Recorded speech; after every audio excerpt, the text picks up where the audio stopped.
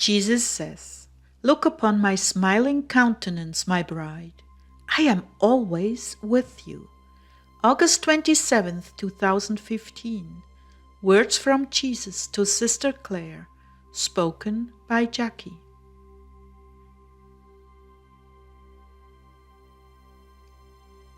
Clare began, "The Lord has blessed us, Heartdwellers, with a very precious healing message tonight.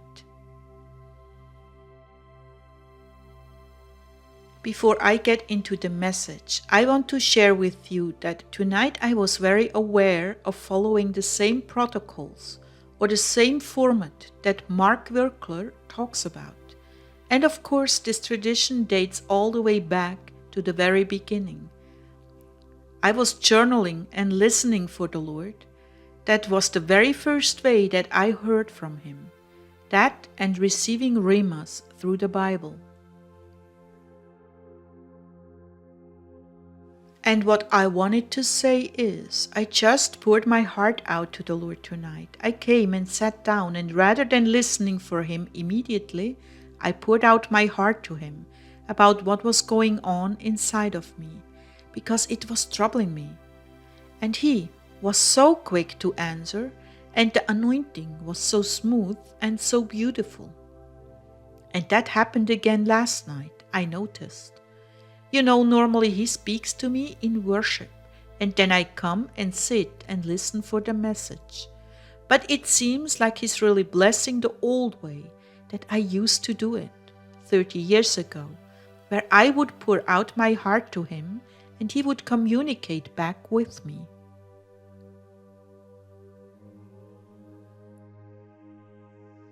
So I'll go ahead and begin by saying that there's just been this, I'd say, kind of curtain or pall of condemnation around me, a feeling of unworthiness, and I haven't been able to really enter in the joy of the Lord with Him, because I've been kind of self-conscious, and this is a technique the enemy uses against us. He gets us to focus on our faults and what's wrong with ourselves, and that takes our eyes off of Jesus. I've talked about this in other places. But let me go ahead and share my dialogue with Him. Lord, I don't understand why I come to You so crumpled up in condemnation, feeling so guilty, so dirty, and unacceptable. You have to coax me out of myself and into You. Though I do run to Your heart, still I feel so badly about myself. I fear to look at You, and yet You freely look at me with eyes of love. And I hear Your sigh. Why are You feeling this way? I don't feel this way about You. What is it with me, Lord? When You take Your eyes off of me and onto Yourself, You lose Your focus. You stare into blank space instead of my smiling face. I accompany You during the day as Your approving and loving companion all day long. I wish You would notice me, yet Your mind disengages from me to deal with the world. Then in this freed up state, the demons begin to pelt You with handfuls of gravel, like pellets of condemnation. They say, "Look, she's gotten busy with other things and taken her eyes off of Him.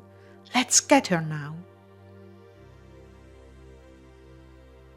Look, when you're thoroughly engrossed in me, they have no entrance. But when you lose that, you're an open door to their oppressions and lies.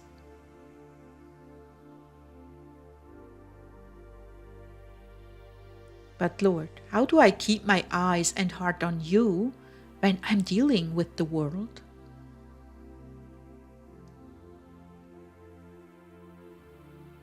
You accompany me, or to put it more properly, I'm accompanying You, my love, and You needn't feel guilty over every little thing You do.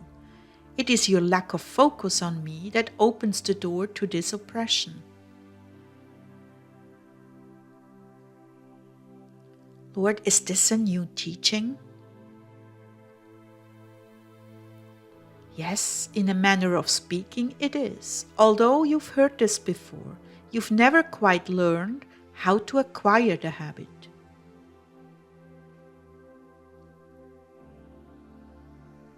Oh Jesus, how can I acquire the habit? You know how I am. And at that point, I started crying. I know I've wanted this, but I've been so frustrated and convinced it was impossible for me. I've given up, much to my sorrow. I count on the times when I truly connect with you, but other times I feel so distant.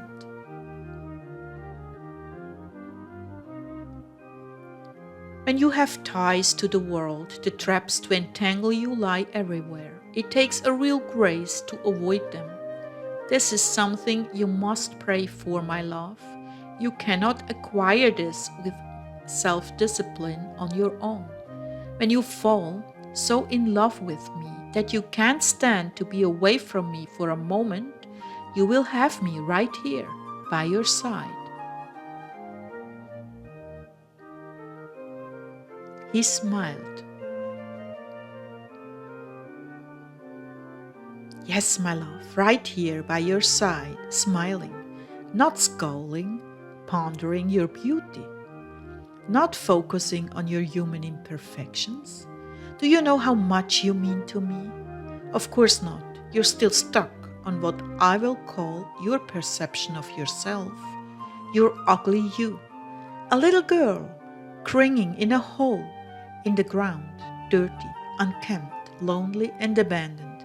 Yes, these are the things you are so quick to look at about yourself.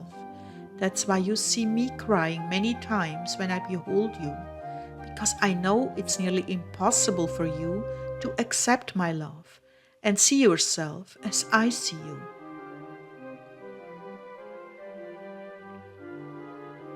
I thought about what he was saying and I said, "Oh Lord, what you're saying is true. That is the way I feel."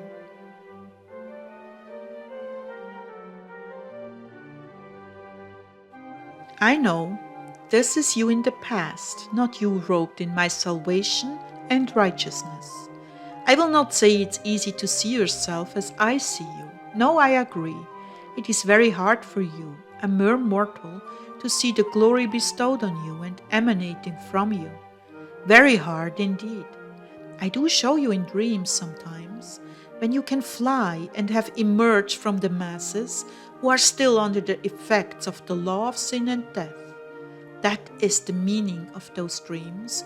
You are no longer a part of that which is perishing, but now a citizen of heaven and able to fly freely about, delivered from the bondage of the flesh. That is truly who you are.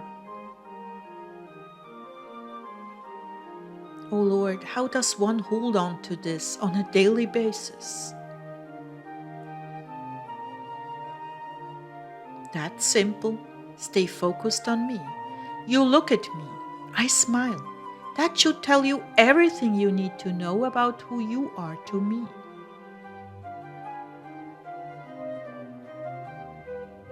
At that point, I heard a line from one of Ezekiel's songs, the first song we did together, the Song of Solomon. I heard a line from the Song of Songs. It said, "You are beautiful, my beloved. Oh, you are beautiful."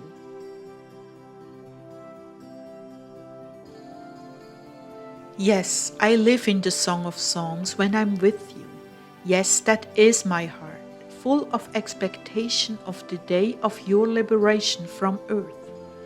For what you have already attained to in the spirit by the same power that raised me from the dead shall be accomplished for you in the physical, and we shall be united as one in this magnificent space of divine union. Then, no longer will the past cast shadows across your path. No, it will be annihilated in mercy and love. With just a drop of my blood, it will have totally dissolved away your awful past. No more ever to be found again under the blood, as you are fond of saying. Well, I see you cannot even receive that now. How sad. Come on, Clare, please take hold of my words. Hold them to your heart. Let them revise that miserable vision of yourself.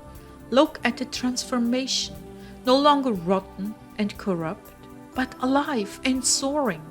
Yes, that is how I see you, my stunningly beautiful bride, not that pitiful wretch of the past. So here we are again, full circle. And when you see me dancing with you, are you all ugly and dirty? No. Well then, when you see me dancing with you, you are seeing the real you.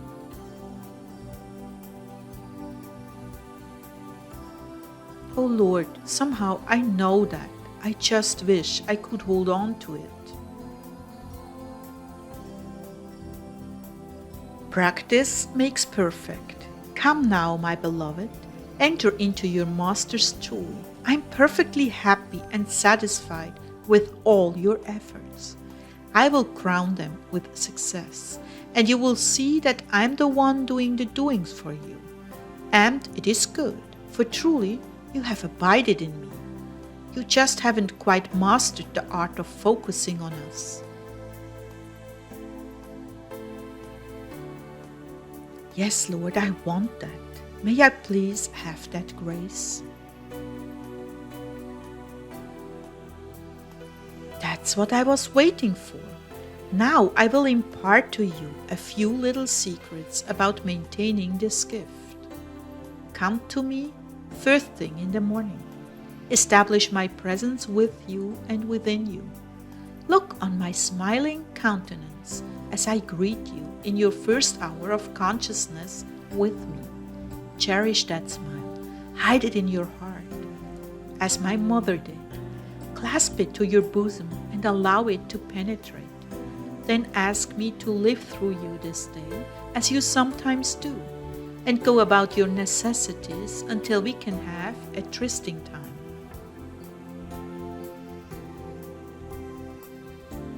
Now, as your day progresses, there will be ups and downs. There will be those sent to destroy your peace and rob you of this precious treasure. When they succeed, come back to me. Look upon my smile again. Reach for my hand, Clare, and walk with me. Oh, I so desire for you to see how very present I am with you. Not for a moment do I depart from you, not even for a second, okay? Lord, would you remind me?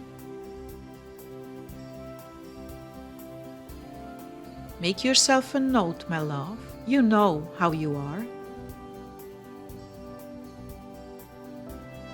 And for all of you, my brides, follow these same instructions. Try me in these things and see if I don't anoint you with a new awareness of me and my approval of you. Embrace these ways, and I will penetrate that thick cocoon of condemnation you have allowed the enemy to spin around you.